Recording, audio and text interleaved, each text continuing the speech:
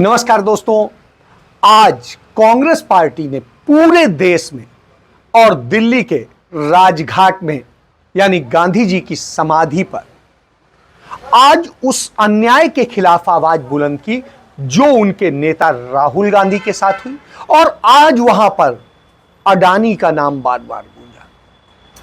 कांग्रेस की नेता महासचिव प्रियंका गांधी जो राहुल गांधी की बहन है और शहीद प्रधानमंत्री राजीव गांधी की बेटी हैं, शहीद प्रधानमंत्री श्रीमती इंदिरा गांधी की पोती हैं और पंडित जवाहरलाल नेहरू के परिवार से। उन्होंने कहा इस देश का प्रधानमंत्री कायर है। जब वो ये कहती हैं तो उसके पीछे वो वजह देती हैं। उन्होंने कल एक ट्वीट किया और उस ट्वीट में कहा कि पीएम मोदी जी, आपके चमचे एक शहीद प्रधानमंत्री के बेटे को देशद्रोही मीर जाफर कह रहे हैं। आपके एक मुख्यमंत्री सवाल उठा रहे हैं कि राहुल गांधी का पिता कौन है। निश्चित रूप से प्रियंका गांधी के इन शब्दों में एक बड़ी चीज है। राहुल गांधी के पिता कौन है, मतलब आप कहना क्या चाहते हैं? आप वह लांछन लगा रहे हैं जो किसी महिला के लिए इससे बड़ा लांछन नहीं हो सकता है, किसी बेटे के लिए इससे बड़ा लांछन नहीं हो सकता है। तो यह स्थिति है। यदि यह चरित्र है, यह भाषा है भारतीय राजनीति की, तो निश्चित रूप से आज हम गांधी के सामने इसके लिए शर्म महसूस करते हैं। इस देश के लोकतंत्र को मेरे परिवार के खून ने सींचा है और जो सोचता है कि हमें अपमानित करके हमें डराएंगे, हमें धमकाएंगे, जो सोचता है कि तमाम एजेंसियों को लगाकर हम पे छापे मारकर हमसे कुछ भी कर ले, हमको हमें डराएंगे, वो गलत सोचते हैं। हम डरने वाले नहीं हैं। हम और मजबूती से लड़ेंगे। हम इस देश के लोकतंत्र के लिए कुछ भी करने के लिए तैयार हैं। अरे कायर है इस देश का प्रधानमंत्री। लगा दो केस मुझ पर, जेल ले जाओ मुझे भी, लेकिन सच्चाई ये है कि इस देश का प्रधानमंत्री कायर है।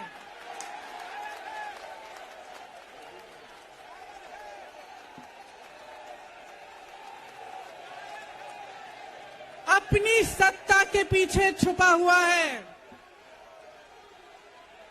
अहंकारी है और इस देश की बहुत पुरानी परंपरा है। इस देश की बहुत पुरानी परंपरा है, हिंदू धर्म की पुरानी परंपरा है कि अहंकारी राजा को जनता जवाब देती है। महात्मा गांधी ने एक सत्य, अहिंसा, प्रेम करना सिखाया था। इस देश को सद्भावनापूर्ण बनाना सिखाया था। पंडित नेहरू ने समाज के हर वर्ग को एक साथ चलना सिखाया था। और जब यह सिखाया हो, तब यदि कोई राजनीतिक पार्टी सत्ता में बैठकर इस तरह की भाषा का इस्तेमाल करे तो तकलीफ होती है। हमारे देश की राजनीति बड़ी शुचितापूर्ण रही है। गांधी ने हमारी राजनीति को कितना पवित्र बनाया था। यही वजह है कि आज पूरे देश में कांग्रेस पार्टी ने जिन भी जगह पर, जिन भी जिलों में, राज्य मुख्यालयों में गांधी प्रतिमाएं हैं, वहां गांधी प्रतिमाओं पर उन्होंने अनशन किया, धरने दिए, तमाम तरह के होकर। आज जब उस जगह बात होती है तो तमाम लोग तमाम बातें कह रहे हैं। ऐसी स्थिति में दूसरी तरफ भारतीय जनता पार्टी यह आरोप लगाती है कि मोदी के खिलाफ, सरनेम के खिलाफ बोलकर राहुल गांधी ने पूरे पिछड़ा वर्ग यानी ओबीसी का अपमान किया है। क्यों ये कहती है? क्योंकि इस देश में माना जाता है कि ओबीसी वोटर्स की संख्या 44% है और उसकी आबादी तकरीबन 50% है। तो ऐसी स्थिति में जिसका वोटर 44% हो तो निश्चित रूप से वो एक बड़ा वोट बैंक हो जाता है और उस वोट बैंक को साधने के लिए इस तरह की बात होती है। लेकिन क्या यह सही है कि राहुल गांधी ने सभी का अपमान किया? मोदी जाति क्या होती है पहले यह जान लेते हैं। मोदी जाति में बनिया भी होते हैं, मोदी जात में सवर्ण भी होते हैं, मोदी मुसलमान भी होते हैं। और इसके उदाहरण नीरव मोदी हो या दूसरे मोदी ललित मोदी, दोनों सवर्ण हैं, पिछड़े नहीं। नरेंद्र मोदी पिछड़े और इसके अलावा तमाम तरह के मोदी हैं, जैसे मैंने बताया। तो इस उदाहरण को यदि आप समझे तो इससे समझ सकते हैं। कांग्रेस पार्टी के इस समय 3 राज्यों में मुख्यमंत्री है और 2 जगह वह सहयोग दे रही है सत्ता में। तो जो 3 में से 2 मुख्यमंत्री ओबीसी ही जो कांग्रेस के हैं, और उसके बाद में जहां सहयोग दे रही है बिहार में मुख्यमंत्री ओबीसी है, जहां वो सत्ता बनवा रहे। छत्तीसगढ़ में बता ही चुका हूं आपको, वहां के ओबीसी हैं, वहां कांग्रेस के हैं। और उसके बाद में झारखंड के मुख्यमंत्री वो आदिवासी समाज से आते हैं, वो पहले ओबीसी होते थे, एसटी होते थे, वही पिछड़ा वर्ग और एसटी को एक से जोड़ते थे। आप याद करिए ओबीसी के लिए किसने क्या किया है। यदि इसकी बात आती है, मंडल आयोग की सिफारिशों को माना वीपी सिंह सरकार ने जरूर था, लेकिन मंडल आयोग कमीशन की रिपोर्ट पिछड़ा वर्ग को जो लाभ देने का है वो फैसला कांग्रेस का था 1991 में।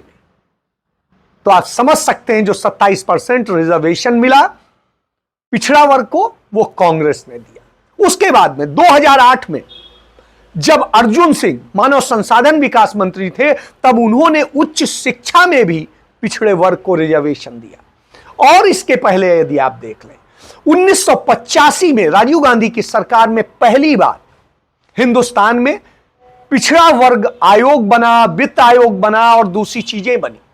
तो आप इससे समझ सकते हैं, बोर्ड बने, इससे समझ सकते हैं कि किस तरीके से पिछड़ों के लिए यदि इस देश में किसी ने किया है तो वो कांग्रेस ने किया है। इसी तरह दलितों के लिए यदि किसी ने किया है तो कांग्रेस ने किया है, जिसका हम बता ही चुके हैं कि SC ST act Rajiv Gandhi 1989 में लेके आए। और इसी तरीके से तमाम तरह से उनको तमाम घर देना, दूसरे और सुविधाएं देना, नौकरियों में आरक्षण देना, ये कांग्रेस की देन थी।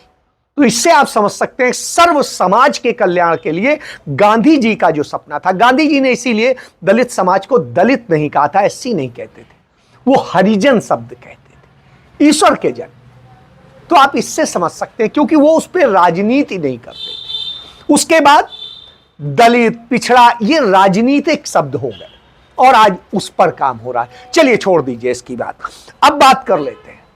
इस सत्ता में बैठे लोग सोचने लगते हैं कि हम बहुत बड़े हो गए। यदि हिंदुस्तान के ही इतिहास को देख लेंगे तो मैं कुछ उदाहरण आपको दे देता हूं, आप ये उदाहरण देखिए और उसके बाद बताइएगा कि स्थिति क्या है। इसको मैं आपको कुछ चंद उदाहरण बता देता हूं इस देश की सत्ता के। आप 971 में एडी की बात कर रहा हूं से 1030 तक शासन किया किसने? महमूद गजनवी के। कितने लोगों को आज ये देश में पूछिएगा मोहम्मद गजनवी के बारे में मालूम है तो शायद नहीं याद होगा। इतने सालों तक किया, यानी 60 साल शासन किया। और इतिहास का एक पन्ना पलटिएगा तो गजनवी का शासन खत्म हो जाता है। फिर इसके बाद गजनवी के बाद में मोहम्मद गोरी ने शासन किया और मोहम्मद गोरी ने 1973 से 1206 तक शासन किया, यानी तकरीबन 30 साल। लेकिन कितने लोगों को याद है? फिर गुलाम वंश, उसने अपने जाते जाते अपने गुलाम को यहां का शासक बनाया और उस गुलाम ने कितने साल शासन किया? 90 साल।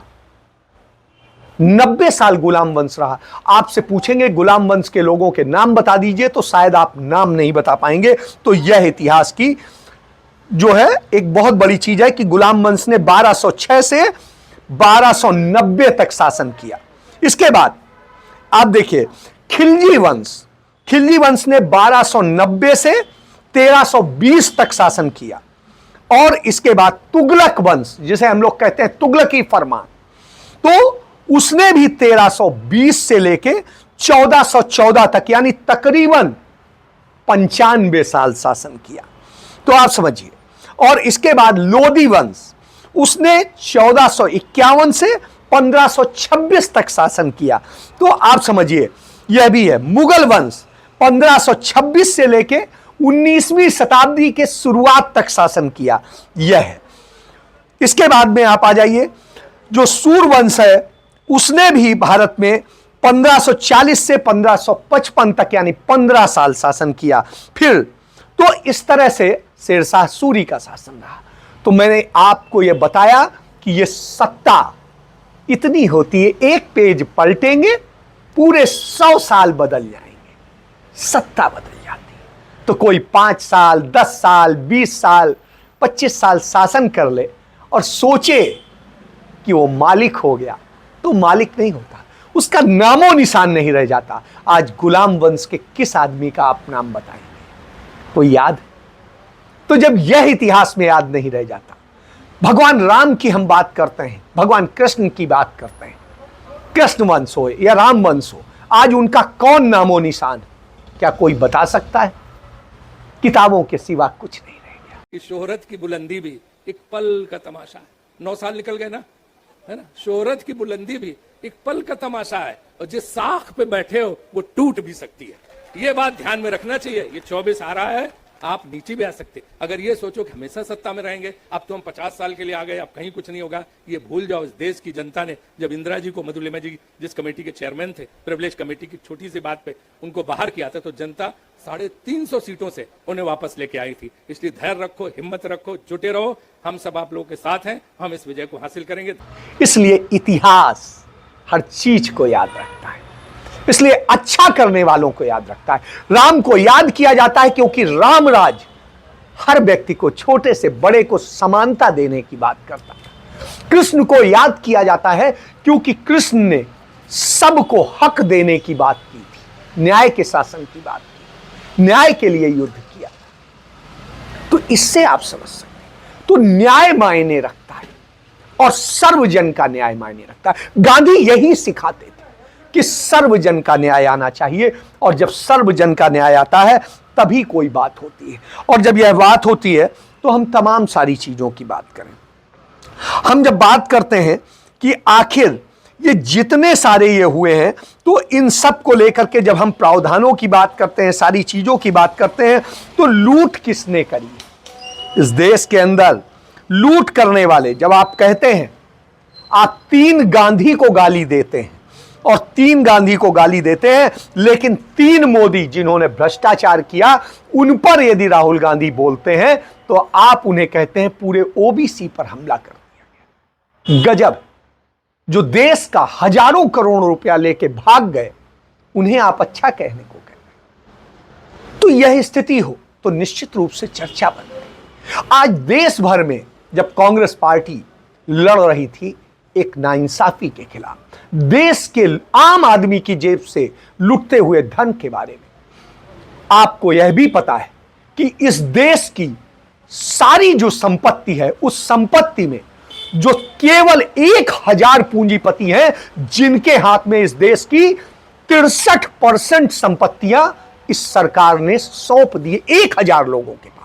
और वो 1000 लोग इस देश में टैक्स में सिर्फ 3% का योगदान देते हैं, यानी टैक्स 3% देते हैं, और संपत्तियों के कब्जेदार हैं 64%। वही दूसरी तरफ जो 50% लोग हैं जिनके पास में 3% संपत्तियां हैं, वो इस देश को 64% टैक्स देते हैं। 3% संपत्तियां हैं और 64% टैक्स देते हैं। आप इससे समझ सकते हैं। तो ये जो टैक्स का पैसा है, ये आपका है, आपकी जेब का है, और ये लुटाया किसको जा रहा है? अडानी को, अंबानी को, किसी को। इसीलिए आज एक दलित अध्यक्ष कांग्रेस पार्टी का, 80 साल का वो बुजुर्ग कहे या 80 साल का नौजवान कहे, उस क्षमता के साथ गांधी की समाधि पर खड़ा होकर दहाड़ रहा था, और उसकी दहाड़ की गूंज इतनी थी कि सत्ता हिल रही थी। देखिए, राहुल जी किसके लिए लड़ रहे हैं?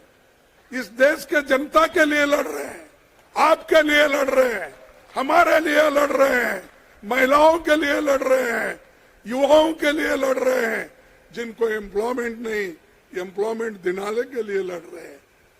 आज कीमतें इतने ऊपर चले गए, उसको नीचे लाने के लिए, लोगों के जीवन को अच्छा करने के लिए वो लड़ रहे हैं। और उनके ऊपर आप केस करते हो। बीजेपी सरकार और मोदी जी खास करके हमारे को कमजोर समझ रही है। अगर कोई व्यक्ति अहंकार से हमारे को कुचलने की कोशिश करता है तो उसका मुंहतोड़ जवाब देने का भी हमारे पास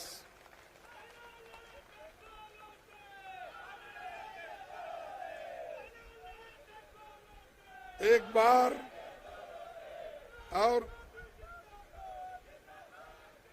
बार मुझे याद है, जब मैं विद्यार्थी था तो लॉ में पढ़ता था, तो उसी वक्त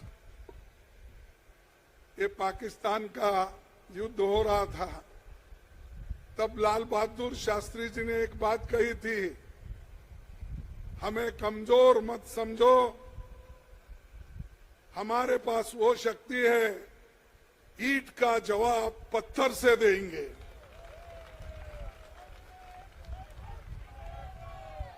तो हमको अगर कोई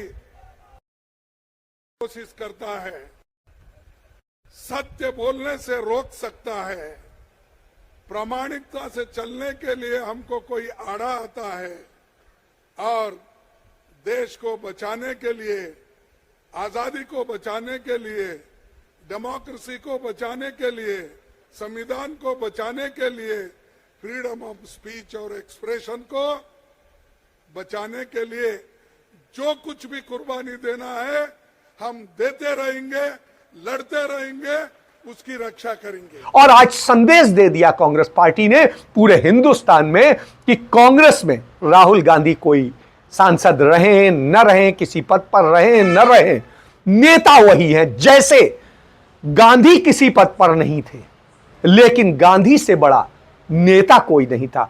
आज आजाद भारत में वो गांधी है जो सबसे बड़ा नेता हो गया है, और यह बनाने में मोदी का बड़ा योगदान है। यदि मोदी उनके साथ इतना अन्याय नहीं करते तो शायद वो इतने बड़े नेता नहीं बन पाते।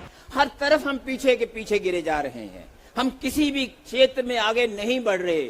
सिर्फ एक प्रोपेगेंडा अपने हाथ में है, वो झूठ के बुनियाद पे कि कुछ भी आए मन में कह दीजिए। और वहां गोएबल्स की याद आती है, हिटलर के उस प्रोपेगेंडा सेक्रेटरी की, कि आप कुछ भी कहते रहिए, उसको लगातार कहते रहिए, मानते रहिए कि झूठ है, लेकिन लगातार झूठ को बोलते रहिए। एक दिन ऐसा आएगा आपको भी लगेगा कि झूठ सच है। इस बात के शिकार, इस भावना के, सोच के शिकार आज के हमारे शासक हैं, और इस तरह लोगों को लिए और कुछ नहीं, सिर्फ झूठ की एक बड़ी खुराक हर वक्त दिए जा रही है। इसलिए इसको समझना होगा, और समझना होगा कि ये लड़ाई किसकी है। ये लड़ाई वास्तव में जनता के धन के लूट के खिलाफ, और यह लूट हो रही हो तो गांधी को याद करना पड़ता है, क्योंकि गांधी ही जो सबकी बात करते हैं, सर्वजन की बात करते हैं, रामधुन बात। तो आज रामधुन के साथ गांधी के उन तमाम सारे गान के साथ आज कांग्रेस पार्टी के तमाम बुजुर्ग नेता दहाड़े हैं। वो दहाड़े हैं जो 70 से ऊपर। तो यदि बुजुर्ग दहाड़ रहे हैं तो युवाओं का जोश कैसे है, इससे आप समझ सकते। तो आज एक बिगुल फूंक दिया है कांग्रेस पार्टी ने गांधी के समाज से। वो निश्चित रूप से आने वाले वक्त में मौजूदा सत्ता के लिए बड़ा खतरा पैदा हो गया है, और बड़ा चेहरा पैदा हो गया है। इसीलिए न्यूयॉर्क टाइम्स ने लिखा कि विपक्ष का वह सबसे बड़ा चेहरा जो मोदी की सत्ता को चुनौती देता था, उसकी सदस्यता छीन ली गई। आज राहुल गांधी ने एक बड़ा काम कर दिया। उन्होंने अपने ट्विटर हैंडल पे जो अपना परिचय है, बायो है, उसमें चेंज किया, और यह नहीं लिखा कि पूर्व सांसद, यह लिखा कि डिस्क्वालिफाइड एमपी और कांग्रेस का कार्यकर्ता। तो उन्होंने यह नहीं लिखा कि मैं कांग्रेस का पूर्व अध्यक्ष हूं, कांग्रेस का मेंबर सिर्फ लिखा। इससे आप समझ सकते हैं कि अब राहुल का कद कितना बड़ा हुआ और उसका नतीजा है देश के तमाम लोग, समाज सेवी, सोशल वो उनके उसको शेयर करते हुए कह रहे हैं ये डिस्क्वालिफाइड एमपी देश की आवाज, यह एक बहुत बड़ी चीज। तो अब राहुल देश की आवाज बन गए हैं, इसीलिए आज उनके समर्थन में पूरे हिंदुस्तान में कांग्रेस पार्टी उतर पड़ी सड़कों पर। पतित पावन सीताराम। यह स्थिति है। तो इससे आप समझिए कि आने वाला वक्त मोदी सरकार के लिए बहुत बड़ी चुनौती के रूप में खड़ा हो गया है और राहुल के सत्ता से बाहर होने के बाद वो ज्यादा मजबूत, ज्यादा बड़े लीडर बन गए हैं और अब तो वो दुनिया के लीडर हो गए, क्योंकि दुनिया का कोई बड़ा अखबार नहीं है जिसने राहुल गांधी को कवर न किया हो और बेहतरीन लीड कवर किया है। तो इससे आप समझ सकते हैं। इसके साथ मैं अपनी बात समाप्त करता हूं। जय हिंद, जय भारत, वंदे मातरम।